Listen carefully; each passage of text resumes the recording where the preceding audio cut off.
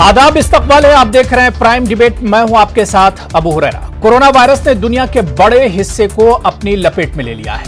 हर दिन कोरोना मुतासिरीन और इससे होने वाली अमवात का आंकड़ा बढ़ता ही जा रहा है। इस वबा से निजात पाने के लिए पूरी दुनिया कोरोना वैक्सीन का इंतजार कर रही है। हिंदुस्तान, अमेरिका, बर्तानिया, चीन और रूस समेत दुनिया भर के माहिरीन और साइंसदां वैक्सीन की तैयारी में लगे हुए हैं। कई ममालिक में वैक्सीन बन चुकी है जिसका ह्यूमन ट्रायल चल रहा है। कई वैक्सीन तो आखिरी मरहले में है। क्या कोरोना वैक्सीन पाने के बाद बहुत करीब एक तरह से दुनिया है कोरोना वैक्सीन पाने को लेकर? वैक्सीन आने के बाद कोरोना का खतरा कितना कम होगा और पूरी दुनिया इस वैक्सीन से आखिर फायदा कैसे उठा पाएगी? आज इन्हीं सवालों पर हम बात करेंगे, लेकिन सबसे पहले यह रिपोर्ट देखिए। कोरोना वैक्सीन कहां तक पहुंचा ट्रायल? कब खत्म होगा इंतजार?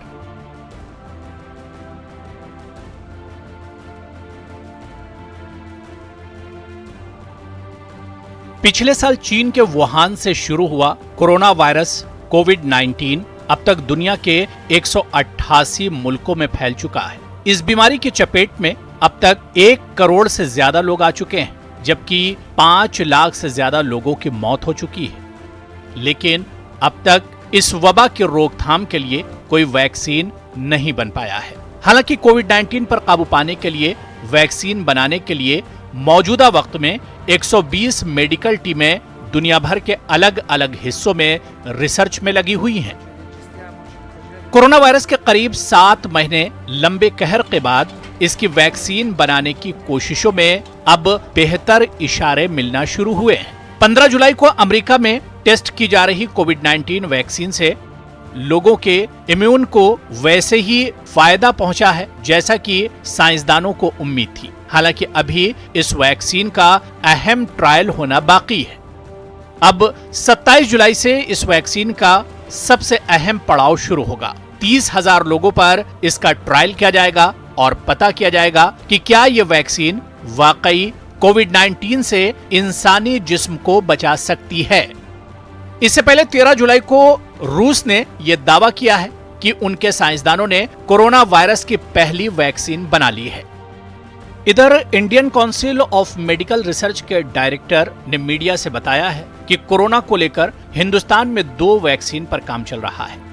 इनके मुताबिक इन वैक्सीनों को चूहे और खरगोश पर किया गया तजुर्बा कामयाब रहा है। इसके बाद हिंदुस्तान के ड्रग्स कंट्रोलर जनरल ने इस वैक्सीन के ह्यूमन ट्रायल की मंजूरी दे दी है। अब इन दोनों वैक्सीन के ह्यूमन ट्रायल की तैयारी चल रही है। वैक्सीन बनाने के लिए दोनों दावेदार अपने अपने क्लिनिकल ट्रायल की जगह तैयार कर चुके हैं। दोनों जगहों पर 1,000 लोगों पर वैक्सीन का ट्रायल किया जाएगा। वैसे मोटे तौर पर अंदाजा लगाया जा रहा है कि अगर जल्दी से वैक्सीन मिल भी गया तो इस साल के आखिर तक ही मिल पाएगा। हालांकि WHO के चीफ कई बार वैक्सीन बनाए जाने को लेकर नाउम्मीदी भी जाहिर कर चुके हैं। उम्मीद है कि दुनिया की आबादी का एक बड़ा हिस्सा कोरोना वायरस की चपेट में आ सकता है। ऐसे में वैक्सीन इन लोगों को कोरोना वायरस की चपेट में आने से बचा सकता है। कोरोना वायरस की वैक्सीन बन जाने से वबा एक झटके में खत्म तो नहीं होगी, लेकिन तब तक लॉकडाउन को हटाया जाना खतरनाक नहीं होगा। कोविड-19 की वैक्सीन को तैयार करने की तमाम कोशिशें चल रही हैं, लेकिन अभी भी इस जानिब काफी कुछ किए जाने की जरूरत है। Bureau report, news 18 Urdu. तो पिछले तकरीबन 1 साल से दुनिया कोरोना वायरस के कहर से जूझ रही है। अब सबकी निगाहें टिकी हुई हैं कि कोरोना के खिलाफ कोई दवा बनकर कब आती है, वैक्सीन कितने दिनों में तैयार हो जाती है। लगातार इस पे मुख्तलिफ ममालिक अपने अपने दावे करते रहे हैं। कभी अमेरिका कहता है कि वो वैक्सीन बनाने के बहुत करीब पहुंच गया है, कभी रूस दावा करता है कि उसने वैक्सीन ढूंढ लिया है। इसी तरह हिंदुस्तान भी बड़ी तेजी से इसके ऊपर काम कर रहा है। ऑक्सफोर्ड यूनिवर्सिटी से भी कहा जा रहा है कि अच्छी खबर आ सकती है वैक्सीन को लेकर और बहुत जल्दी यह खबर आ सकती है। आज इन्हीं इश्यूज पर हम बात करेंगे, कोरोना वैक्सीन पर ही हम बात करेंगे कि कितना और इंतजार करना पड़ेगा। या जो ममालिक दावे कर रहे हैं कोरोना वैक्सीन को लेकर, उनके दावों में कितना दम है, इस पर भी हम बात करेंगे। आज बहुत खास मेहमान मेरे साथ प्राइम डिबेट में जुड़े हुए हैं। बहुत जल्दी अपने मेहमानों का आपसे तारुफ करा देता हूं। मेरे साथ प्रोफेसर सैयद एहतशाम हसनैन साहब, वीसी हैं जामिया हमदर्द दिल्ली के, मेरे साथ जुड़े हुए हैं। डॉक्टर वकार मजीद साहब साइंटिस्ट और मेडिकल राइटर हैं, अमेरिका से मेरे साथ जुड़े हुए हैं। Doctor Sheikh Abdullah frontline physician हैं, सऊदी अरबिया से मेरे साथ जुड़े हुए हैं। डॉक्टर एमएस कंवर जी हैं, रेस्पिरेटरी मेडिसिन एक्सपर्ट हैं, आप दिल्ली से मेरे साथ जुड़े हुए हैं। और डॉक्टर निम्मी रस्तोगी जो कि मेंबर हैं district Covid task force Delhi की, वो भी मेरे साथ जुड़ी हुई हैं। अपने मेहमानों का बहुत इस्तकबाल है न्यूज 18 उर्दू में। मैं सबसे पहले प्रोफेसर एहतशाम हसनैन साहब, सर मैं आपसे ही शुरुआत करना चाहूंगा कि एक लंबे वक्त से कोरोना वैक्सीन का इंतजार किया जा रहा है और यह इंतजार काफी लंबा होता जा रहा है। कितने दूर अभी हम हैं कोरोना वैक्सीन से? कितना और इंतजार करना पड़ेगा? अभी एक बड़ी अच्छी इसमें फारसी में कहा जाता है हनोज दिल्ली दूरस्त जी, इसका मतलब है कि अभी दिल्ली दूर है। बिल्कुल। तो this was reference to the last Mughal emperor and the invaders at that time. अभी वक्त लगेगा। उसकी वक्त लगने की वजह यह है कि vaccine development is a very very lengthy process. पहले आप फेज 1 करते हैं, तो देखते हैं कि ये प्रोडक्ट जो आप दे रहे हैं ये टॉलरेट करती है बॉडी या नहीं। उसके बाद फेज 2 करते हैं जी। उसके बाद ह्यूमन क्लिनिकल ट्रायल करते हैं उसकी एफिकेसी का, फेज 3। और फेज 3 1-2 लोगों में नहीं होता है, उसमें काफी लोगों के काफी तादाद में आपको करना पड़ता है जी। फेज 1 फेज 2 तो आप चंद लोगों में, 20 लोगों में, 50 लोगों में और भी कम लोगों में कर सकते हैं और उसके नतीजे आ सकते हैं जल्दी। लेकिन फेज 3 करने में वक्त लगता है और वक्त ही नहीं लगता है। वक्त आपने वैक्सीनेट कर दिया, लेकिन बॉडी उस वैक्सीन को कैसे ले रही है, उसके खिलाफ रिस्पॉन्स क्या हो रहा है, उसको जानने में वक्त लगता है। बॉडी को आप डिक्टेट नहीं कर सकते हैं। ह्यूमन बॉडी को ये नहीं कर सकते कि मैंने ये दिया जवाब दो फौरन। It takes its own time. अलग अलग लोगों का अलग अलग टाइप से रिस्पॉन्स होता है। तो खास करके कोरोना के बारे में कई जो अभी आज के डेट में तकरीबन 140 वैक्सीन दुनिया भर में लोगों ने इस पर तवज्जो जमाए बैठे हुए हैं जी। हमारे मुल्क इंडिया में भी 4 वैक्सीन जो है, जो कि काफी तेजी से लोग काम कर रहे हैं, उसमें एक वैक्सीन बल्कि 2 वैक्सीन को फेज 1 फेज 2 का परमिशन में मिल गया है जी। तो उम्मीद है कि जल्दी फेज 1 फेज 2 के नताज आ जाएंगे। अभी जो आपने ऑक्सफोर्ड की बात की थी जी। वो बड़े खातिर खान नताज मिले हैं, बट ये पूरा ट्रायल अभी नहीं हुआ है। लेकिन जो इंडिकेशन तो बता रहा है कि ये जो उनकी वैक्सीन है, उसके बारे में हम थोड़ी देर के बाद आपसे तफसील से बात करेंगे, लेकिन वो वैक्सीन इंडिकेशन बता रहा है कि ये इफेक्टिव वैक्सीन होगी। लेकिन क्या वैक्सीन हमारे लिए वाकई प्रोटेक्टिव होगी, बचा सकती है या नहीं, इसमें मैं थोड़ी देर के बाद तबसरा करूंगा। बेस्ड जो हम लोग का जो रिजल्ट है, हम लोग का जो काम है इसमें कोरोना वायरस के ऊपर, उसके बेसिस पर हम कुछ तबसरा करना चाहेंगे। बहुत बहुत शुक्रिया। बिल्कुल बिल्कुल सर, दोबारा से आएंगे और इस पर और भी आगे हम बात करेंगे। मैं डॉक्टर वकार मजीद साहब आपके पास आना चाहूंगा। वकार मजीद साहब, क्योंकि मुख्तलिफ ममालिक इस पर एक तरह से दावा कर रहे हैं, अमेरिका ने भी दावा किया है कि वो कोरोना वैक्सीन के बहुत करीब पहुंच चुका है। किस तरह से अमेरिका में काम हो रहा है कोरोना वैक्सीन पर? जी बहुत शुक्रिया। जैसा कि प्रोफेसर हसनैन ने कहा कि वैक्सीन अभी दिल्ली दूर है, यानी कि अभी हम लोग इस रियलाइजेशन के करीब नहीं पहुंचे हैं। वैसी तरह हालात अमेरिका में भी हैं, लेकिन अमेरिका में 3 वैक्सीन जो कि अभी फ्रंट लाइन पे है, जो कैंडिडेट है, जो सबसे पहली वैक्सीन जिस पे काफ़ी तवज्जो मिल रही है अभी मॉडर्ना की, वो वैक्सीन है जिसका अभी 2 दिन पहले फेज 1 का ट्रायल का रिजल्ट पब्लिश भी हुआ है और वो काफ़ी अच्छे नतायज हैं उसमें जी।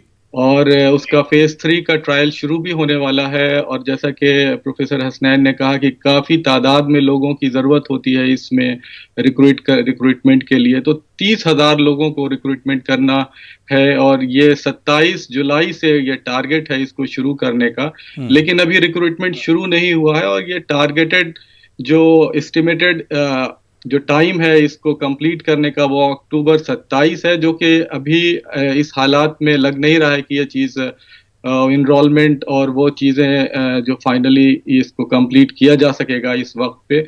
और दूसरी वैक्सीन जो है, जो फाइजर की है, वो सितंबर में फेज 2 फेज 3 ट्रायल के लिए किया जा रहा है, और तीसरा एस्ट्राजेनेका की और जो ऑक्सफोर्ड यूनिवर्सिटी के साथ मिलकर की जा रही है। इन 3 कैंडिडेट पे काफ़ी उम्मीदें हैं।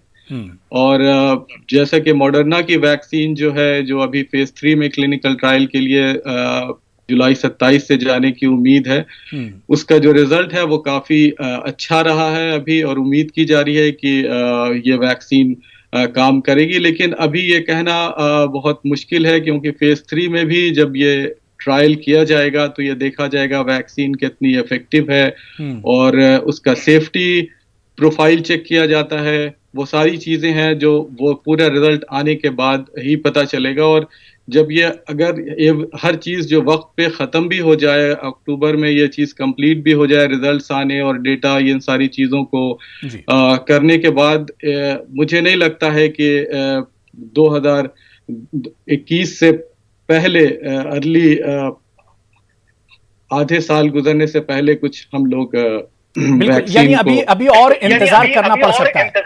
जो दावा अमेरिका की तरफ से या दूसरे ममालिक की तरफ से जो दावा किया जा रहा है, उस दावे में बहुत ज्यादा दम नहीं है। जिस तरह से अभी एहतशाम हसनैन साहब ने तमाम चीजें बताई, और जो चीजें आप वहां रहकर देख रहे हैं, जो चीजें आप बता रहे हैं, यानी अभी और इंतजार दुनिया को कोरोना वैक्सीन को लेकर किया जा सकता है। मैं शेख अब्दुल्ला आपके पास आना चाहूंगा, डॉक्टर शेख अब्दुल्ला, क्योंकि सऊदी से आपका ताल्लुक है। किस तरह से जो अरब ममालिक हैं या सऊदी अरब की खासतौर से हम बात करें, वो लोग कोरोना वैक्सीन पर किस तरह से काम कर रहे हैं, या अब उनकी दुनिया पर किस तरह से नजर है कि दुनिया इस पर किस तरह से काम कर रही है? खासतौर से ऑक्सफोर्ड यूनिवर्सिटी की अगर हम बात करें, ऑक्सफोर्ड यूनिवर्सिटी के रिसर्च या यहां जो ट्रायल चल रहा है, इस पर लोगों की इतनी ज्यादा तवज्जो क्यों है? जी, बहुत बहुत शुक्रिया अबू हरेरा साहब आपका।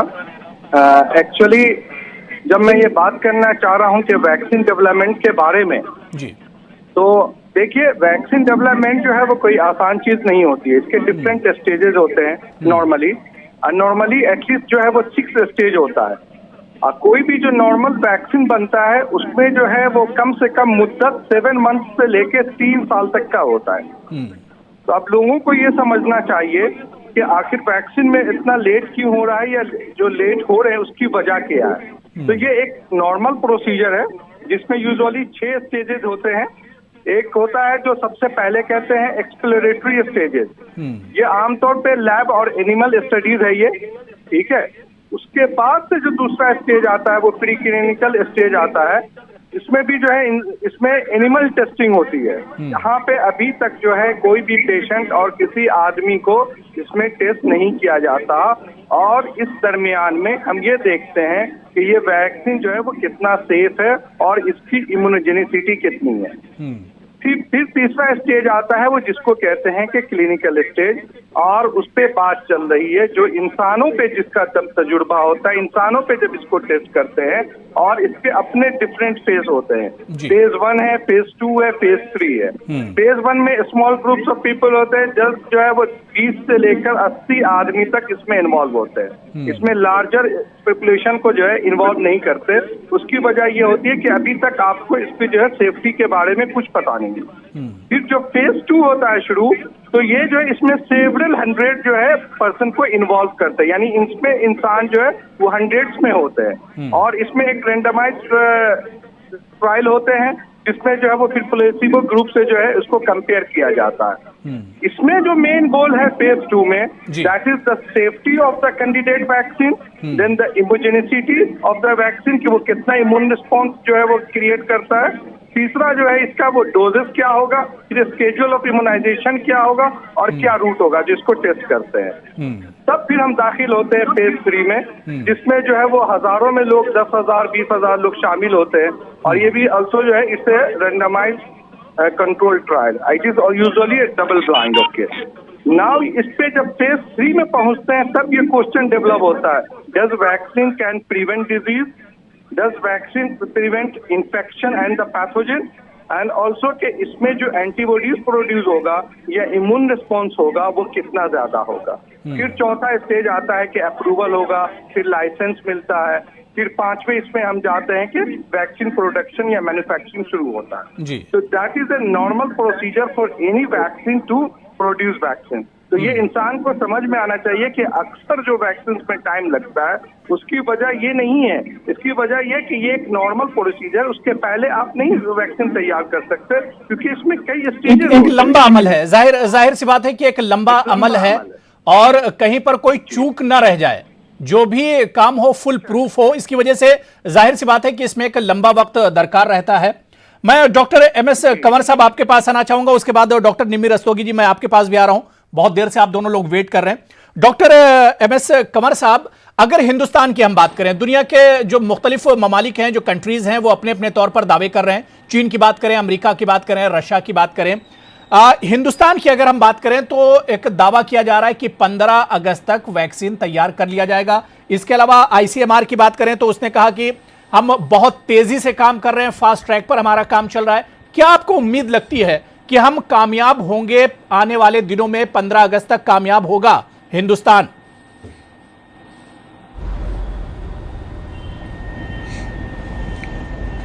अबू जी, पहली बात तो ये जो just to give you a straight answer कि इट इज नॉट पॉसिबल। ये पॉलिटिकल गिमिक्रीज हैं, प्रेशराइज किया जा रहा है कि, लेकिन मेरे ख्याल में जिन्होंने ये स्टेटमेंट्स दी हैं उनको साइंटिफिक बैकग्राउंड नहीं थी, उनको ये मालूम नहीं था कि इतनी जल्दी इस वैक्सीन को आप डेवलप कर ही नहीं सकते। उसकी स्टेजेस जैसे मेरे पैनलिस्ट ने बताई, को पैनलिस्ट ने, इट्स वेरी क्लियर कि it is impossible to do it so fast. So जो इंडिया में बन रही है वैक्सीन, जिसमें Bharat Biotech is in collaboration with ICMR और एनआईवी पुणे के साथ, तो वो बहुत तेजी से काम चल रहा है। लेकिन तेजी जितनी भी हो, एक स्टेजेस है, आपको उसका रिजल्ट्स देखना है, फिर नेक्स्ट स्टेज पे जाना है, फिर उसका रिजल्ट देखना है और इवेंचुअली ये डिसाइड करना है कि वैक्सीन की एफिकेसी क्या है। ये मास प्रोडक्शन उसके बाद में होगी। There are lots of things. फिर जब मास प्रोडक्शन होगी, फिर दूसरा इश्यू आ जाएगा कि उसकी इक्विटेबल डिस्ट्रीब्यूशन कब होगी, कहां पे होगी। उसके लिए ऑलरेडी कई कंट्रीज ने ये इशू रेज करना शुरू कर दिया है। अगर ये सोचें कि हम दिसंबर तक अगर हम बना भी लेते हैं, या बाय द ईयर एंड, या अक्टूबर नवंबर तक भी अगर कहीं, चाहे वो ऑक्सफोर्ड के हो, चाहे मॉडर्ना के हो, चाहे रशियंस हो, चाहे चाइनीज लगे हुए हैं, जापानीज ट्रायल्स चल रहे हैं, कोवैक्सीन है जो इंडिया में है, जाइडस वालों की है इंडिया में, कुछ भी हो, लेकिन अगर वो सक्सीड कर जाते हैं तो उसके बाद में सवाल आएगा मास प्रोडक्शन का। मास प्रोडक्शन में टाइम लगेगा and then there will be a chorus कि हमें इक्विटेबल डिस्ट्रीब्यूशन चाहिए। रेमडेसिविर की तरह नहीं चाहिए कि 3 मिलियन इंजेक्शंस जो हैं वो यूएसए ने कहा कि सारे के सारे मेरे को दे दीजिए, उन्होंने सारे संभाल लिए और बाकी जगह पहुंच नहीं पाएंगे। ऐसा भी नहीं होना चाहिए। सो ये बड़े इश्यूज हैं, इतनी जल्दी नहीं होने वाला। 15 अगस्त को तो भूल जाइए आप। बिल्कुल। डॉक्टर निम्मी रस्तोगी जी, जो बात यहां पर डॉक्टर एमएस कंवर कह रहे थे कि पॉसिबल नहीं है कि हिंदुस्तान 15 अगस्त तक कोई इसकी दवा या वैक्सीन इजाद कर दे और वो ढूंढ ले, या उस पर जिस तरह से उसका काम चल रहा है। सवाल ये उठ रहा है कि कुछ एक्सपर्ट और कुछ साइंटिस्ट ने भी इस पर सवाल उठाया, जिस तरह से डॉक्टर कंवर ने कहा कि इसके लिए एक टाइम एक तरह से दरकार होता है, एक वक्त दरकार होता है। उतना वक्त आपके पास है या नहीं है, और इसके अलावा इसका जो प्रोसेस है जिसके बारे में तमाम पैनलिस्ट ने इससे पहले जिक्र किया है, तो इस वजह से भी इस पर सवाल उठ रहे हैं कि टाइम आपके पास बहुत कम है, लेकिन दूसरी तरफ आप दावा कर रहे हैं वैक्सीन का।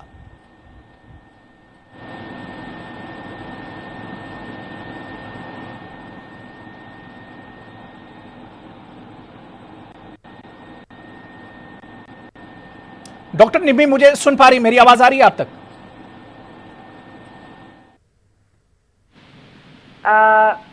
जी जी जी हेलो जी जी जी कंटिन्यू कीजिए। मैं ये कह रही थी कि पिछले 6 महीने में कोरोना ने जितनी तबाही, जितनी बर्बादी दुनिया भर में पैदा की है, तो उसमें कोई हैरानी की बात नहीं है कि इस समय पूरे विश्व की, पूरी कायनात में अगर किसी चीज का इंतजार हो रहा है, किसी चीज के लिए उम्मीद जताई जा रही है, तो वो है वैक्सीन। क्योंकि 1,34,00,000 लोग ऑलरेडी इन्फेक्टेड हैं, 6 लाख लोगों की जान जा चुकी है। हिंदुस्तान की बात करिए तो आप 10 लाख केसेस का स्टैटिस्टिक्स पूरा होने वाला है। तो अभी भी सैकड़ों, हजारों, करोड़ों लोग ऐसे हैं जो बिल्कुल सेंस सिटर्स हैं, यानी कि वो वल्नरेबल हैं और उनको वैक्सीन की जरूरत है ताकि वो इस बीमारी से बच सके। लेकिन सिर्फ चाहने से कुछ नहीं हो जाता है। हम अक्सर आपके प्रोग्राम में बात ये कर चुके हैं कि वैक्सीन बनाने का एक प्रोसेस होता है। तभी तो दुनिया भर के लोग 155 वैक्सीन कैंडिडेट्स पे काम चल रहा है। 155 वैक्सीन कैंडिडेट्स पे काम चल रहा है। ऑस्ट्रेलिया ले लीजिए, कनाडा है, रशिया है, चाइना है, इंडिया है, यूनाइटेड स्टेट्स है, सब जगह काम चल रहा है। इसमें से 3 वैक्सीन ऐसी हैं जो कि क्लिनिकल ट्रायल के फेज 3 में अभी जा रही है, जिसमें कि एस्ट्राजेनेका वाली है, जो कि जिसको 300 लोगों पे ट्राई करके उसकी अच्छी इम्यूनिटी देखी गई है और उसमें टी सेल इम्यूनिटी देखी गई है। तो उम्मीद है, लेकिन अगर ये जो खबरें आती हैं कि वैक्सीन के बारे में अच्छी अपडेट आई है तो फिर लोगों की उम्मीदें बन जाती हैं। तो आपके जरिए मैं लोगों को यही कहना चाहूंगी कि उम्मीद रखिए, आधे रास्ते हम आ चुके हैं, बहुत तैयारी चल रही है, दुनिया भर की अलग अलग साइंटिफिक टेक्निक्स लगा के अच्छी वैक्सीन डेवलप हो जाएगी। लेकिन एकदम फौरी तौर पर इसकी उम्मीद मत करिए क्योंकि पॉसिबल नहीं है। हाँ, एक बात मैं कह सकती हूँ कि जितना ट्रायल, ह्यूमन ट्रायल चल रहा है कि 1000 लोगों पे फेज 3 में होता है, तो अभी रिसेंटली एक करीब 100 लोगों ने, दुनिया भर के प्रोमिनेंट साइंटिस्ट, डॉक्टर्स और नोबेल प्राइज विनर्स, इन लोगों के एक ग्रुप ने national institute of health United states को एक चिट्ठी लिखी है अपने सिग्नेचर्स के साथ कि आप ये करिए कि जो 20 साल से 20 और 30 साल के बीच में लोग हैं उन पर ये ट्रायल किया जाए ताकि उनके अंदर ये इंजेक्ट किया जाए ऑन अ लार्जर बेसिस से 1 लाख या 2 लाख लोगों पे, ताकि क्योंकि उनको तो खतरा बहुत कम है, तो उसके वजह से जो हमारे रिजल्ट्स आएंगे उससे हमें वैक्सीन का फाइनल वर्जन तैयार करने में आसानी होगी। तो ये एक लेटेस्ट चीज़ है जो मैं आपको बताना चाह रही थी, लेकिन इसमें एथिकल डिबेट्स जुड़ी हुई हैं कि क्यों हम अपने यूथ को एक्सपोज करें, क्या ये सही रहेगा। तो हर रोज़ नया डेवलपमेंट होता है, लेकिन आपके ज़रिए आप लोगों को ये बताएं कि 6 महीने से पहले बहुत ज़्यादा उम्मीद ना लगाएं। यानी अभी भी इंतज़ार करना पड़ सकता है और ये इंतज़ार और भी लंबा एक तरह से हो सकता है। मैं प्रोफेसर एहतशाम हसनैन साहब आपके पास आना चाहूँगा। सर, कुछ चीज़ें आपने कही थी कि डिबेट आगे बढ़ेगी तो मैं बताऊँगा। मेरा सवाल ये कि अगर वैक्सीन 6 महीने में या 8 महीने में या आने वाले 3-4 महीने में आ भी जाता है, लेकिन इस बात की क्या गारंटी होगी कि ये वैक्सीन पूरी तरह से कामयाब ही होगा? बहुत खूब, इसी सवाल का मैं जवाब देने के लिए काफी देर से मुंतजिर था। जी। देखिए, अभी एक छोटी सी स्टडी पब्लिश हुई है रीप्रिंट में, वो कहीं जर्नल में चली गई है, जल्दी हमें उसके पता लग जाएगा। उस स्टडी के मुताबिक जो बात उभर के आई है, ये कल की बात है, ये उभर के आई है कि कोरोना वायरस से जो लोग इन्फेक्ट हो गए हैं नेचुरल तौर पर, उनमें जो एंटीबॉडी बन रही है, वो एंटीबॉडी या उनमें जो इम्यूनिटी बन रही है वो नॉट मोर देन 3 महीने से ऊपर नहीं रह पा रही है, खत्म हो जा रही है। तो ये बहुत ही बड़ा ही खौफनाक मंजर देखने को मिल रहा है कि क्या corona virus long lasting immunity नहीं दे पा रहा है। अगर हमने वैक्सीन ले भी लिया, ये ऑक्सफोर्ड की वैक्सीन के बारे में काफी लोग ये हो रहे हैं कि बड़े अच्छे नताइज उसके मिले हैं।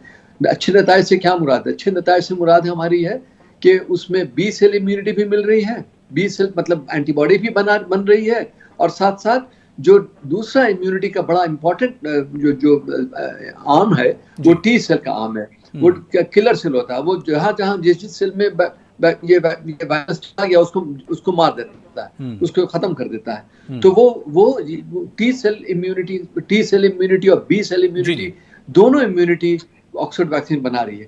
लेकिन अभी तो सिर्फ हम देख रहे हैं कि बना रही है, कि कितना दिन तक लास्ट करेगी। वैक्सीन का पर्पस क्या होता है? हमने पोलियो की वैक्सीन ले लिया, अब कभी भी पोलियो से हमारा देखिएगी बॉडी कुछ नहीं होगा। हमने पॉक्स वायरस की वैक्सीन ले लिया, कुछ नहीं होगा, बिकॉज लॉन्ग लास्टिंग इम्यूनिटी। तो ये बहुत बड़ा अहम मुद्दा है। और आज के डेट में, मतलब आज का नहीं बल्कि कल के डेट में जो भी रिपोर्ट आई है वो बहुत ही इसकी रिपोर्ट है कि भाई अगर हमें सिर्फ 3-4 महीने से ऊपर उसमें रिस्पॉन्स नहीं दिखता है तो क्या वैक्सीन कामयाब होगी? और दूसरी बात मैं और कहना चाहता हूँ, वो और भी अहम बात है। I am not trying to scare anybody, but I am trying to be realistic. एक तो बहुत अच्छे हमारे दूसरे पैनलिस्ट ने बताया कि ये जो अनरियलिस्टिक आप बोल रहे हैं कि अगले 1.5 महीने में हो जाएगी, ये नहीं हो सकती, इम्पॉसिबल। बिल्कुल। और दूसरी जो अनरियलिस्टिक बात है कि अगर मंथ इस साल के आखिर या अगले साल के शुरुआत में अगर बन भी जाती है तो कोई आज के डेट में कोई गारंटी नहीं है कि ये वैक्सीन आपकी काम करेगी। और तीसरी जो वजह ये है कि अगर वैक्सीन बन भी जाती है तो जो अभी रिसेंट स्टडी हम लोग की कम्युनिकेट हुई है उसमें हम लोगों ने बताया है कि पूरे दुनिया में जो वायरस जो म्यूटेशन हो रहे हैं, अलग अलग मुल्कों में अलग अलग तरह के म्यूटेशन हो रहे हैं, और ये म्यूटेशन एक पर्टिकुलर मुल्क के लिए स्पेसिफिक है। जो चाइनीज जो वायरस, जो चाइना का जो वायरस है उसकी म्यूटेशन स्पेसिफिक है, अमेरिका वाले का स्पेसिफिक है, ब्राजील का स्पेसिफिक है, इंडिया का जो वायरस आइसोलेट किया गया, सीक्वेंस किया गया, उसका म्यूटेशन स्पेसिफिक। इससे क्या फर्क पड़ रहा है? इससे फर्क ये पड़ेगा कि अगर हमने एक पर्टिकुलर एंटीजन के खिलाफ वैक्सीन बना रहे हैं और वो एंटीजन अगर हमारे मुल्क में म्यूटेटेड है तो आपकी वैक्सीन हमारे यहाँ काम नहीं करेगी। ये लेके चलना है। इसी मुद्दे पर एक और बात मैं बताना चाहूंगा कि ऐसे हालात में हमारे इंडिया के भारत बायोटेक हैदराबाद की कंपनी है बीबीआईएल की जो वैक्सीन है, ये पूरी वायरस को, इसको पूरा वायरस मिला है, इन्फेक्टेड वायरस लिया इसने आईसीएमआर की एक लेबोरेटरी है पूना में। पूना के लेबोरेटरी ने इंडियन आइसोलेट वायरस को उनको दे दिया, उन्होंने उसको कल्चर किया और पूरे वायरस को इनएक्टिवेट करके ये इनएक्टिवेटेड वैक्सीन बना रहे हैं। और इनएक्टिवेटेड वैक्सीन वही वैक्सीन है जो पोलियो इनएक्टिवेटेड वैक्सीन है, जो अदर वैक्सीन कामयाब रही है इनएक्टिवेटेड वैक्सीन। तो इसका मतलब है म्यूटेशन कहाँ भी होगा, कुछ भी होगा, लेकिन chances are that it may work. We are only back to the same question कि will it be long lasting immunity? बिल्कुल, यानी इस बात की कोई गारंटी नहीं कि एक वैक्सीन बन के तैयार होता है तो वो 100% एक तरह से कामयाब ही हो जाएगा। मुझे ब्रेक पर जाना, लेकिन उससे पहले डॉक्टर वकार मजीद साहब, क्या आपको लगता है जिस तरह के दावे किए जा रहे हैं, जिन कंट्रीज ने दावे किए हैं कि उन्होंने वैक्सीन बना लिया या वैक्सीन बनाने के बहुत करीब पहुंच गए, क्या वाकई में एक जल्दबाजी है इस बात को लेकर कि दुनिया में कौन पहले इस वैक्सीन में बाजी मारेगा, वैक्सीन बनाने में? यहाँ मसला अहम यह है कि यहाँ बाजी मारने की बात नहीं है, जैसा कि अभी सारे पैनलिस्ट ने डिस्कस किया कि इसकी एफिकेसी की बात है। और जहाँ तक म्यूटेशन का सवाल है, हर ममालिक में हर जगह ये डिफरेंट तरीके से ये म्यूटेट कर रहा है। तो अगर ये वैक्सीन बन भी जाती है तो ये कहना बड़ा मुश्किल है कि ये यूनिवर्सल वैक्सीन हो सकती है और ये पूरे दुनिया में ये काम करेगी। ये बड़ा अहम मसला है ये। तो यहाँ पे पहले और आखिरी का मसला नहीं है, यहाँ पे है कि वैक्सीन जो बने वो इफेक्टिव हो, और दूसरी चीज है कि कितनी दिन इफेक्टिव रह सकती है। एंटीबॉडी जो हमारे बॉडी में बन रही है, जो सर ने डिस्कस किया, प्रोफेसर हसनैन ने, बी सेल और टी सेल इम्यूनिटी की बात है, वो कितने दिन तक एंटीबॉडी लास्ट करती है और वो वायरस इन्फेक्शन को न्यूट्रलाइज कर सकती है। इनिशियल जो रिजल्ट्स अभी देखने को मिले हैं मॉडर्ना और दूसरे एस्ट्राजेनिका और फाइजर के रिजल्ट्स ने जो दिखाया है कि वो टाइटर जो इन्फेक्टेड लोगों से थोड़ा ज्यादा है, लेकिन वो कब तक रहेगा, वो कितने दिन तक रहेगा, जैसा कि 3 महीना, 4 महीना, 2 महीने, ये कहना बड़ा मुश्किल है अभी। तो अभी ये बिल्कुल, यानी अभी कुछ कहना कब्ल अज़ वक्त होगा कि कितना इफेक्टिव रहेगा जो वैक्सीन बनकर आएगा, कितना कारगर होगा, क्या कुछ उसकी गारंटी रहेगी उसकी कामयाबी की? इस पर और हम आगे बात करेंगे। बहुत छोटा सा मुझे एक ब्रेक लेना है। तमाम खास मेहमान मेरे साथ जुड़े हुए हैं, बहुत अच्छी डिबेट चल रही, बहुत अच्छी बातें हो रही हैं। छोटा सा ब्रेक लेंगे, फौरन हाजिर होंगे।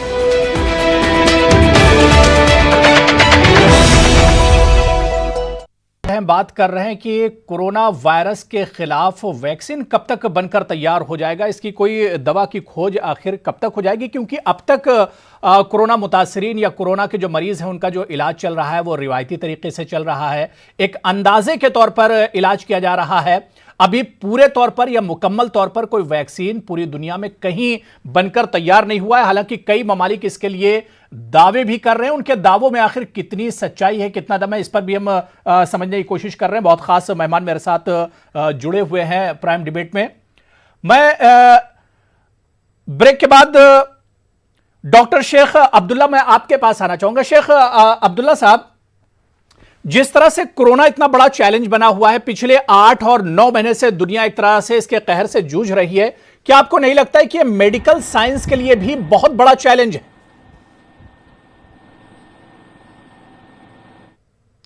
डॉक्टर MS कंवर साहब, मैं आपके पास आना चाहूंगा। डॉक्टर अब्दुल्ला को शायद मेरी आवाज अभी नहीं पहुंच रही है।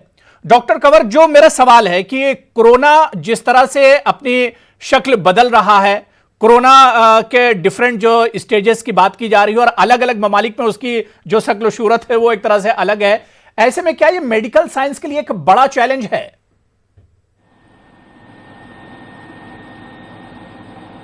Massive challenge, massive. ऐसा चैलेंज तो पिछले 100 साल में आया ही नहीं, देखा ही नहीं गया, और इसलिए सबको जूझने में उसमें बड़ी मुश्किल आ रही है दुनिया भर में। इतने आपने कभी सोचा था कि कोई ऐसी बीमारी आएगी और महीनों में अमेरिका में इतने लोग मर जाएंगे और अमेरिका कुछ कर नहीं पाएगा? That is not the only country, world wide, western world में खासकर। सो ये चैलेंज तो बहुत ही बड़ा है, और नए नए रिसर्चेस हमें हमारी डायरेक्शन चेंज करने में हमें हेल्प कर रही हैं। आप ये देखिए कि हम इस डिजीज के ट्रीटमेंट के प्रोटोकॉल्स बनाते हैं, और वो प्रोटोकॉल एक हफ्ते में थोड़ा सा आउटडेटेड लगता है। सो हम हर हफ्ते में उसको वी रीलुक एट इट, और तकरीबन 2 हफ्ते में प्रोटोकॉल को सारे को रिवाइज करने की सूरत बन जाती है हमारे बोर्ड रूम में। ये इट्स एक कॉमन थिंग, जबकि ऐसी चीज कभी करने को सोची भी नहीं थी। सो चैलेंजेस बहुत ज्यादा हैं, और एक चीज और देखने को मिली है जो पिछले क्वेश्चन आपने किया था पहले पैनलिस्ट से, कि हम ये देख रहे हैं कि जो पेशेंट हम ठीक कर रहे हैं, जो माइल्ड सिम्टम्स के थे, उनकी जो एंटीबॉडी प्रोडक्शन है, IgG प्रोडक्शन है, जो कि नॉर्मली 4-5 हफ्ते में पीक करती है, हमने ये देखा है कि उनमें कईयों में IgG वाज स्टिल नेगेटिव, और IgG लेवल्स जो हैं पॉजिटिव होने के बाद में 15-20 आमतौर पे देखने को मिलते हैं। अगर 50-60 के ऊपर हो तो हम अच्छा समझते हैं उसको, लेकिन वो उनमें देखा गया है जिनमें कि डिजीज ज्यादा सवियर थी, जिनमें ब्रीथिंग डिफिकल्टीज हो गई, या एटलीस्ट फीवर कई दिन रहा, नॉर्मल 5-7 दिन से ज्यादा 15-18 दिन तक फीवर रहा, जिनकी तबीयत थोड़ी बिगड़ी, उनमें IgG प्रोडक्शन ज्यादा थी। सो ये चैलेंजेस इतने ज्यादा हैं कि हमें वी आर नॉट श्योर कि वो IgG जो कि 3-4 महीने में the curve is suppose to decline, कि उसकी लेवल्स ही दिखने बंद हो जाएंगे। जो आज 75 लेवल दिखा रहा है, वो 2 महीने बाद क्या वो 15-20 पे आ जाएगा या नेगेटिव हो जाएगा? सो ये बहुत बड़े चैलेंजेस हैं। और एक चीज और देखी गई है कि अगर किसी को डिजीज हो चुकी, हम वही चीज एक्स्ट्रापोलेट करने की कोशिश करेंगे कि वैक्सीन लगाने के बाद में भी शायद ऐसा ही हो, क्योंकि हम जो मेजर कर रहे हैं वो IgG इम्यूनिटी कर रहे हैं, एंटीबॉडी देख रहे हैं, लेकिन T सेल इम्यूनिटी को हम इतनी क्लियरली मॉनिटर नहीं कर सकते, मेजर नहीं कर सकते। हो सकता है कि हमारी प्रोटेक्शन बनी रहे, हम सिर्फ IgG को लेके ना बैठे, हमारी बॉडी में दूसरे इम्यून मैकेनिज्म्स चल रहे हों जो हमें प्रोटेक्शन दें, लॉन्ग टर्म प्रोटेक्शन दें। और अगर हमें लगता है कि 3 महीने के बाद में हमारी IgG लेवल कम हो गया, आई डोंट थिंक, इधर वो ए स्टडी बड़ा अच्छा दिखाया था उन्होंने, मंकीज, रीसिस मंकीज में था, जिसमें ये देखा गया कि जब दोबारा डिजीज को एक्सपोज किया गया उनको, तो वो डिजीज उनको सिम्टम्स हुए, उनको थोड़े फीवर हो रहा है, थोड़ा उनके ढीले हो रहे हैं, एक्टिव नहीं है, लेकिन उनमें निमोनिया नहीं हुआ। सो ये पॉसिबल है कि जब अगर ऐसे लोगों में डिजीज 6 महीने बाद डिजीज होती भी है, it may be a very mild disease जो कि लाइफ थ्रेटनिंग नहीं होगी। बिल्कुल। तो बहुत बड़ा चैलेंज पूरी दुनिया के लिए एक तरह से ये है, और मेडिकल साइंस के लिए एक बहुत बड़ा चैलेंज है, और मेडिकल साइंस की भी यही कोशिश है कि जल्द से जल्द इस पर काबू पाया जाए, कोई इसकी दवा मुकम्मल तौर पर एक दवा बनकर आ जाए। मैं प्रोफेसर एहतशाम हसनैन साहब आपके पास आना चाहूँगा। सर, WHO की अगर हम बात करते हैं तो उसकी भी यही कोशिश है कि जल्द से जल्द किसी दवा की खोज की जाए। पूरी दुनिया की नजरें अब एक तरह से WHO पर भी टिकी हुई हैं कि ये क्या कुछ कर रहे हैं इस मुश्किल घड़ी में। बल्कि WHO की अगर हम बात करते हैं तो वैक्सीन बनाए जाने को लेकर WHO के चीफ ने एक तरह से नाउमीदी जाहिर कर दी।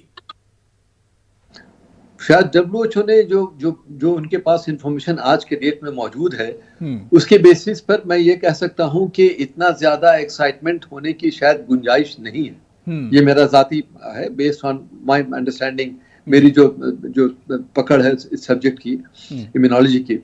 और उसकी कई वजूहात हैं, जैसा कि हमारे पहले भी बताया पैनलिस्ट ने। सबसे बड़ी वजूहात है कि एक जो सच्चाई उभर के आ रही है कि आपको आज कोविड हो गया तो ये जरूरी नहीं कि दोबारा कोविड नहीं होगा, और ये सच्चाई है। आज के डेट में रिपीट कोविड हो रहा है। हमारे खुद एक स्टूडेंट को पहले कोविड हुआ, बीमार रहा, और फिर अभी 2-3 महीने के बाद दोबारा कोविड हुआ। उसकी काफी मतलब हॉस्पिटलाइज होना पड़ा उसको। He was admitted to AIIMS, he was under intensive care, और उसके बाद फिर निकल के बाहर आ गया। तो ये बड़े वार्निंग बेल दे रहा है। इसका मतलब ये जैसा कि अब चैलेंज के बारे में आपने बात किया, कोविड का जो वायरस है, सार्स कोरोना वायरस 2, ये वायरस दुनिया का शायद मेरे हिसाब से पहला वायरस है जो ह्यूमन इंटेलिजेंस को चैलेंज कर रहा है। आप क्या समझते हैं? आप बहुत तेज हैं, हम आपसे तेज हैं। देखिए मेरे बारे में, हम समझते थे ये वायरस खाली लंग्स में जाके बैठता है, लंग्स में प्रॉब्लम करता है। आज के डेट में ये सिस्टेमिक वायरस बन गया है। बॉडी के हर एक पार्ट को, एक बड़ी अच्छी स्टोरी आई थी कि head to toe the virus is able to affect. तो ये तो हर तरह से चैलेंज कर रहा है। ऑन टॉप ऑफ इट, अगर हम वैक्सीन की बात कर रहे हैं तो वैक्सीन के अगर बन भी जाती है तो देयर इज नो गारंटी। तो WHO का अगर ये मानना है, WHO ने देखी काफी कोशिश की और काफी अच्छा क्लिनिकल ट्रायल शुरू कर दिया, और वो ट्रायल काफी सक्सेसफुल रहा। एटलीस्ट जो हमारे पास जिसकी उम्मीद है कि काम हो सकता है उसको किया जाए। वैक्सीन किसके लिए है? ताकि दोबारा हमें ना हो, चाहे जो लोग हेल्दी हैं वो हेल्दी रहें। बिल्कुल। उसको भी WHO को भी उसके एक्सपर्ट्स ग्रुप से यकीन है कि भाई इतना आसान काम नहीं है। उसने वैक्सीन ट्रायल के लिए कोई कोऑर्डिनेटेड प्लान नहीं शुरू किया अभी। शायद उसकी वजह होगी, वजह मेरे ख्याल से यही है कि उसे पता है कि अभी कोई सूरत हाल नजर नहीं आ रही है, तो क्या किया जाए। इसीलिए आई थिंक इंडिविजुअल एफर्ट्स हैं। वी आर होपफुल कि कोई वैक्सीन काम कर जाएगी। अभी नतीजे आने लग जाएंगे, पता लगेगा, लेकिन नतीजा आने में वो जो डेडलाइन हम लोगों ने दी है वो डेडलाइन बिल्कुल फार फ्रॉम रियलिटी है। अर्लीस्ट हमें नतीजे मिलेंगे वो 2021 के पहले, उसके पहले नहीं मिलेंगे। और उसमें भी उसके बाद उसको एसेस करना होगा कि इन लोगों में जो वैक्सीन कामयाब हो रही है, एटलीस्ट कामयाब कैसे देखेंगे, उनको चैलेंज करेंगे। ये भी बहुत अच्छा सवाल था कि चैलेंज करेंगे, इसका मतलब वायरस देंगे, उनकी मेजर करेंगे एंटीबॉडी मेजर करके वो डिक्लाइन अगर कर रही है तो बड़ी खतरनाक बात है। इसका मतलब है कि हमने दिया तो फिर डिक्लाइन कर रही है, तो फिर मेमोरी रिस्पॉन्स की कहाँ हम बात कर रहे हैं। और जब तक कि मेमोरी रिस्पॉन्स ना हो तब तक के हम कैसे उम्मीद लगा दें कि हमने आज वैक्सीन ले ली है तो अगले बार। और ये वायरस फ्लू के जरूरी नहीं है कि फ्लू की तरह से ये खाली विंटर्स में आता है, ये तो कभी भी आ सकता है। आजकल हीट पीक ऑफ समर में ये वायरस एक्टिवेट हो रहा है, तो इसलिए ये बड़ा गंभीर प्रॉब्लम है। ये इट्स अ वेरी बहुत बड़ा चैलेंज है। बिल्कुल, बहुत बड़ा चैलेंज है। मैं डॉक्टर वकार मजीद साहब, सर आपके पास आना चाहूंगा। डॉक्टर वकार मजीद साहब, क्योंकि जो लोग अब साइंस नहीं समझते हैं, या मेडिकल साइंस खासतौर से जैसे लोग जो नहीं समझते हैं, हम समझते यही कि अगर कोई वैक्सीन, कोई दवा इसके तैयार हो जाती है, वैक्सीन तैयार हो जाती है तो एक झटके में कोरोना खत्म हो जाएगा। क्या सच्चाई यही है? सिंपल आंसर यह है कि यह सच्चाई नहीं है कि एक झटके में कोरोना खत्म हो जाएगा। तो ये बड़ी लंबी लड़ाई है, और हम लोगों ने डिस्कस भी किया है। ये वैक्सीन बन भी जाता है अगर कोई कंट्री बना भी लेती है पहले, क्योंकि कई डिफरेंट स्ट्रेन्स हैं, उनमें म्यूटेशंस हैं, तो यूनिवर्सल वैक्सीन बनाना बड़ा मुश्किल है कि वहाँ होगा, दूसरे ममालिक में ये काम करेगी, दूसरे लोगों में काम करेगा या नहीं करेगा। और कई सारी चीजें और भी इसके साथ हैं। इसकी कोई दवा नहीं है। दवाओं का जहां तक सवाल है तो कोई नया मॉलिक्यूल तो अभी तक कोई क्लिनिकल ट्रायल में गया नहीं है, ना कोई अभी किया गया है। वो सारे पुराने एंटीवायरल ड्रग्स हैं, और ये दूसरी ड्रग जो दवाएं हैं वो सारे मॉलिक्यूल्स को क्लिनिकल ट्रायल में देखा जा रहा है कि शायद वो सिम्टम्स को एलिविएट कर सके। जिसमें एक ड्रग डेक्सामेथासोन जो कॉमन एंटी इंफ्लेमेटरी ड्रग है जो दिया गया है, वो ऑक्सफोर्ड में और यूके में ये क्लिनिकल ट्रायल हुआ था। उसमें कुछ एफिकेसी मिली थी, 30% तक लोगों को, पेशेंट को राहत मिली थी। लेकिन ये भी कोई जरूरी नहीं है कि ये हर जगह ये काम करे। तो जहां तक दवाओं का सवाल है और वैक्सीन का सवाल है, अगर कोई वैक्सीन कहीं बन भी जाती है तो ये बड़ा अहम सवाल है कि वो वैक्सीन पूरे जगह वो उसी तरीके से काम करेगी, और जहां बनी है वो वहां भी वो एफिकेसी रहेगी कि नहीं, इस पे काफी डिस्कशन हो चुका है कि एंटीबॉडी IgG कितने दिन तक वो रह पाएगा नहीं रह पाएगा, जैसे दूसरे वायरसेस में जैसे एक बार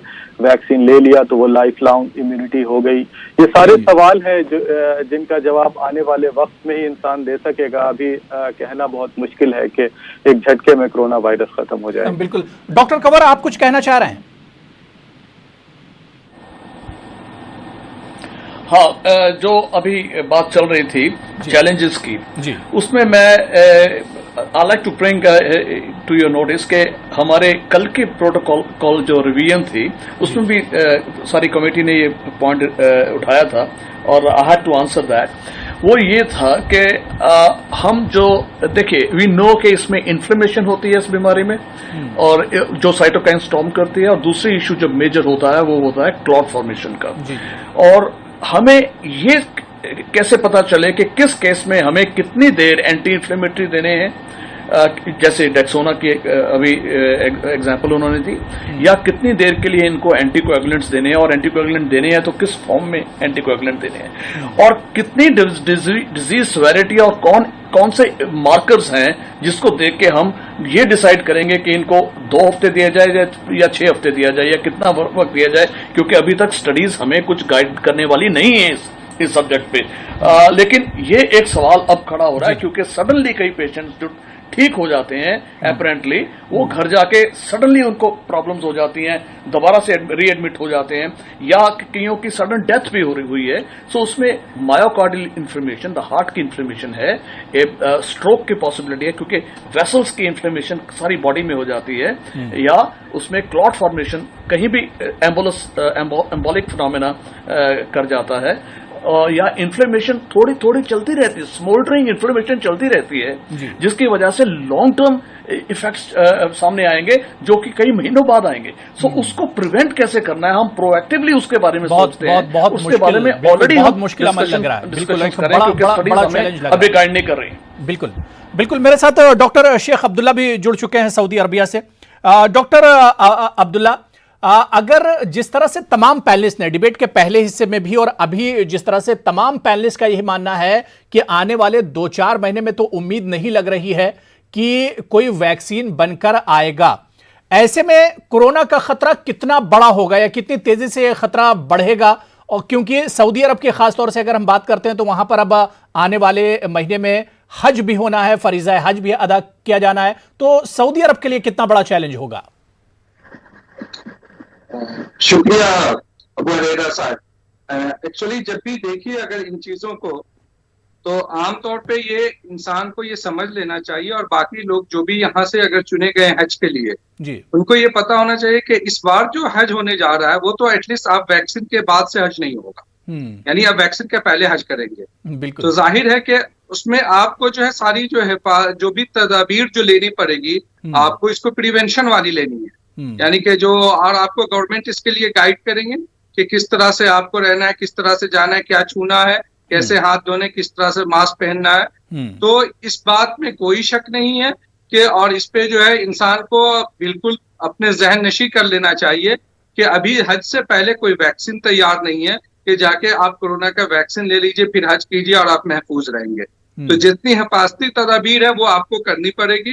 और गवर्नमेंट जो है, सऊदी अरबिया की जो गवर्नमेंट है वो बहुत स्टाइल है कि अल्हम्दुलिल्लाह जितने इन्होंने लोगों को अलाउ किया है, जितने लोगों को हज करने के लिए, उनका इंतजाम इनके पास में है।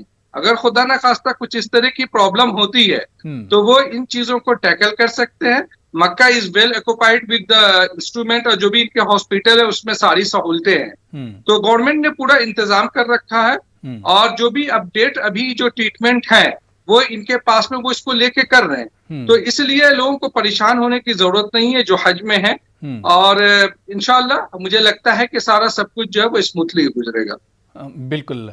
मैं डॉक्टर निम्मी रस्तोगी जी, मैं आपके पास आना चाहूंगा। डॉक्टर निम्मी, जाहिर सी बात है अगर वैक्सीन जल्दी नहीं बनता है, जल्दी डेवलप नहीं होता और मार्केट में जल्दी नहीं आता है, तो जिस तरह से अभी कोरोना का इलाज चल रहा है एक अंदाजे पर, उसी तरह से ये प्रोसेस क्या कंटिन्यू रहेगा? बहुत ही अनप्रिडिक्टेबल कोर्स ऑफ डिजीज है। किसी को नहीं पता कि ये एग्जैक्टली इसकी प्रॉपर डेफिनेशन कैसे रहेगी। तो बहुत सारे अनआंसर्ड क्वेश्चंस हैं। तो इस लिहाज से एक बात मैं ऐड करना चाहूंगी कि एज अ गायनेकोलॉजिस्ट हम अपने मरीजों को ये सलाह दे रहे हैं, क्योंकि हमें नहीं पता कि अगर आप कंसीव करती हैं, प्रेग्नेंट होती हैं, तो आपके होने वाले बच्चे में अगर आपको कोविड हो जाता है तो उसका क्या असर होगा। तो इसीलिए हम यही सलाह दे रहे हैं कि ये अच्छा टाइम नहीं है कुछ भी ऐसा करने के लिए कि आप एक नई जिंदगी को दुनिया में लाए। तो इस लेवल की अनसर्टेनिटी से हम डॉक्टर्स गुजर रहे हैं, और जैसे कि हम थ्योरी और प्रैक्टिकल दोनों से सीखते हैं, तो अब हम पेशेंट्स के एक्सपीरियंस के जरिए सीख रहे हैं कि किस पेशेंट को कोएगुलेशन प्रॉब्लम होगी, किसको साइटोकाइनिन रश होगा, किसको माइल्ड केस होगा। तो हम ये एम्पेरिकल बेस पे सीख रहे हैं। इसका हमें अपने मेडिकल एजुकेशन के दौरान सिखाया नहीं गया, बट आई मस्ट से कि इंडिया में बहुत सारे डॉक्टर्स ने क्रैक कर लिया फॉर्मूला ये देखने का कि कौन से मरीज को क्या इलाज करना है। इसीलिए मोर्टालिटी हिंदुस्तान में उतनी ज्यादा नहीं है और हम बहुत सारे मरीजों को बचा रहे हैं।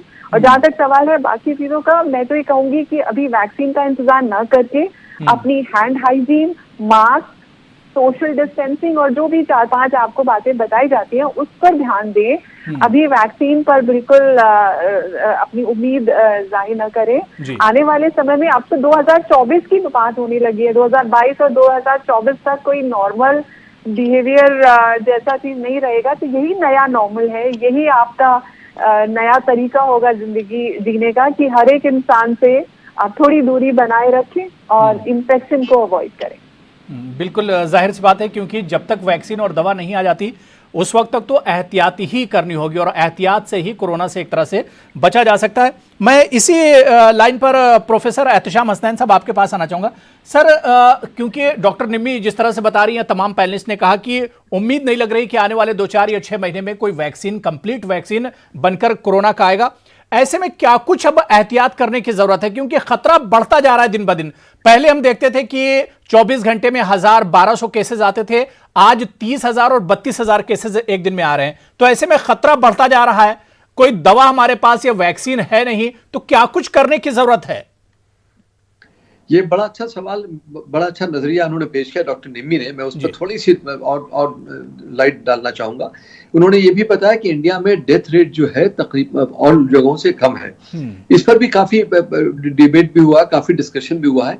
एक सबसे बड़ी वजह जो उसकी ये है कि खाली इंडिया में नहीं बल्कि most of the third world countries, south east Asia की ज्यादातर ममालिक, हम बांग्लादेश ले लीजिए, पाकिस्तान ले लीजिए, अब मलेशिया ले लीजिए, वहां सब जगहों में जो जो जो जो इन्फेक्शन बर्डन है और जो डेथ रेट है बिल्कुल बहुत कम है compare to America, compare to Europe. उसकी एक वजह जो ये उभर के आ रही है कि हमारे यहाँ इनेट इम्यूनिटी काफी है। हमारे बच्चे नंगे पैर घूमते रहते हैं, खेलते रहते हैं, हम किसी भी पानी में चले जाते हैं तो पानी पीने के लिए कोई डिस्टिल वाटर, कोई आरओ वाटर नहीं होता है, नल का पानी पी लेते हैं। तो उसकी वजह से जो हमारी परवरिश ऐसे होती आ रही है कि हमारे में इनेट इम्यूनिटी, अलग अलग तरह के बैक्टीरिया, वायरस से बॉडी को एक अंदाजा लग गया कि ये सब चीज, वो सब चीज इनेट इम्यूनिटी का एक दूसरा जो एक और पहलू जो वो है वो उसके वजह से हम लोग कोविड से थोड़ा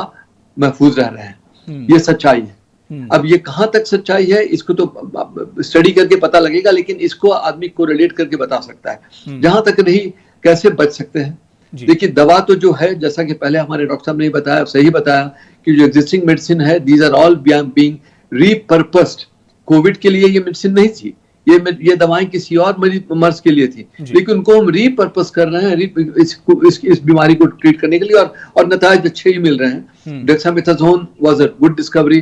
डेक्सामेथासोन के साथ एक जो बात ध्यान में रखने की है कि ये जब केसेस बहुत बिगड़ जाते हैं उस केसेस में 30% लोगों को इससे फायदा हो रहा है। ऐसा नहीं कि किसी मरीज को भी डेक्सामेथासोन देते हैं। उसका जवाब भी उन्होंने बड़ा अच्छा दिया, वजह क्या है। तो आज के डेट में और आने वाले दिनों में अगर हमें कोविड से लड़ना है तो ये वैक्सीन बनाने की मुहिम चालू रखनी चाहिए, दवाओं की डिस्कवरी चालू रखनी चाहिए, लेकिन हमें अपने आप को प्रोटेक्ट करना बहुत जरूरी है। अपने आप को प्रोटेक्ट कैसे करेंगे?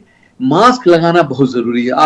मैं कभी बाहर निकलता हूँ गाड़ी में तो देखता हूँ कि लोग मार्केट में घूम रहे हैं, मास्क पहन रखा है, लेकिन मास्क पहनते हैं यहाँ पर, चिन को प्रोटेक्ट कर रहे हैं। अरे भाई, मास्क आप पहन रहे हैं to protect, to not to inhale any air or not to exhale any breath which will infect other people. Mask को नाक के ऊपर पहनना चाहिए। तो ये जरूरी है कि मास्क पहन के आप यूज करें, 2 मीटर का फासला मेंटेन करें and try to stay indoor. अब आने वाले दिनों में the entire work style, entire habits, अब किसी से हाथ आप नहीं मिला सकते हैं, किसी को गले नहीं लगा सकते हैं, कितनी भी खुशी का इजहार है दूर से ही हाथ हिला करके कर सकते हैं। तो ये सब चीज चेंज हो रहा है, सब समाज में बदल रहा है और ये बदलाव टेम्पोररी नहीं रहेगा। माफ कीजिएगा, दिस बदलाव is going to stay for quite many months, maybe years. बिल्कुल बिल्कुल, जाहिर सी बात है कि एहतियात बहुत ज़रूरी है। ख़तरा बढ़ रहा है तो ऐसे में एहतियात भी अब बढ़ानी पड़ेगी। मैं डॉक्टर वकार मजीद साहब आपके पास आना चाहूँगा। वकार मजीद साहब, क्योंकि WHO ने एक तरह से मायूसी जाहिर की, या अमेरिका जैसा जो बड़ा मुल्क है, डेवलप जो कंट्री है, वहाँ पर अभी वो किसी नतीजे पर नहीं पहुँच सका है। इसी वजह से लोगों के जहनों में बहुत से सवाल भी इसे लेकर उठ रहे हैं। लोगों के दिलों में जो डर है इस वजह से भी है कि जब अमेरिका जैसे मुल्क, रशिया या चाइना जैसे, ये एक तरह से किसी नतीजे पर नहीं पहुंचे हैं, तो ऐसे में जो एक तरह से डेवलपिंग कंट्रीज हैं या जो पिछड़े हुए ममालिक हैं, उनका क्या हाल होगा? तो एक डर और खौफ इस वजह से भी लोगों में है। सबसे जो अहम बात यह है कि ये अमेरिका हो या डेवलप कोई भी कंट्री हो, यूरोपियन कंट्रीज हो, ये वायरस जो है, वायरस को अभी तक हम लोग समझ नहीं सके हैं। ये वायरस हम लोगों से, इंसान से ज्यादा तेज है। तो ये सबसे अहम बात ये है कि ये वायरस जिस तरीके से बिहेव कर रहा है, इसके बारे में हम लोगों की सारी दुनिया में स्टडी जारी है कि ये वायरस किस तरीके से बिहेव करता है, किस तरीके से ये इन्फेक्ट करता है। और ये कहाँ, जब पहले तो हम लोग जानते थे कि सिर्फ ये लंग्स और रिस्पायरेटरी सिंड्रोम करता है, लेकिन अब ये सिस्टमिक टाइप का है, ये हर जगह डिफरेंट ऑर्गन्स में पाया जा रहा है। और तो ये एक बड़ा चैलेंज है। इस वायरस को अभी हम लोगों को समझने की जरूरत है और इस पे तो इसलिए दूसरे कंट्रीज में जाहिर है कि ये डर है और ये जल्दी जाने वाला नहीं है। हम लोगों को कोशिश जारी रखनी चाहिए दवाओं की खोज के लिए, वैक्सीन को तैयार रखने के लिए। और जहां तक इस सेफ्टी का सवाल है, जो अभी तक जो है वो सोशल डिस्टेंसिंग बहुत जरूरी है, मास्क लगाना जरूरी है और हाइजीन, हैंड हाइजीन, ये सब चीजों का ध्यान रखना जरूरी है। और यही अभी जो है जरूरी चीज है जिससे हम लोग सेफ रह सकते हैं। और उम्मीद अच्छी रखनी चाहिए कि वायरस और दवाएं जल्दी कुछ आ जाए। बिल्कुल, तो बिल्कुल जाहिर सी बात है कि उम्मीद पर ही दुनिया कायम है। और अब देखना ये बहुत अहम होगा कि कितनी जल्दी मेडिकल साइंस को एक्सपर्ट और जो डॉक्टर से लगे हुए हैं, उन्हें कितनी जल्दी इस पर कामयाबी मिलती है, क्योंकि पूरी दुनिया की नजरें एक तरह से मेडिकल साइंस पर टिकी हुई हैं कि कितनी जल्दी कोई अच्छी खबर मेडिकल साइंस से निकल कर आती है, कोरोना के खिलाफ कोई कंप्लीट एक तरह से वैक्सीन बनकर तैयार होगा। बहुत बहुत शुक्रिया डॉक्टर वकार मजीद साहब, प्रोफेसर सैयद एहतशाम हसनैन साहब, डॉक्टर MS कंवर जी, डॉक्टर निम्मी रस्तोगी और डॉक्टर शेख अब्दुल्ला, सभी का बहुत बहुत शुक्रिया मेरे साथ प्राइम डिबेट में जुड़ने के लिए और अपना कीमती वक्त देने के लिए। आदाब।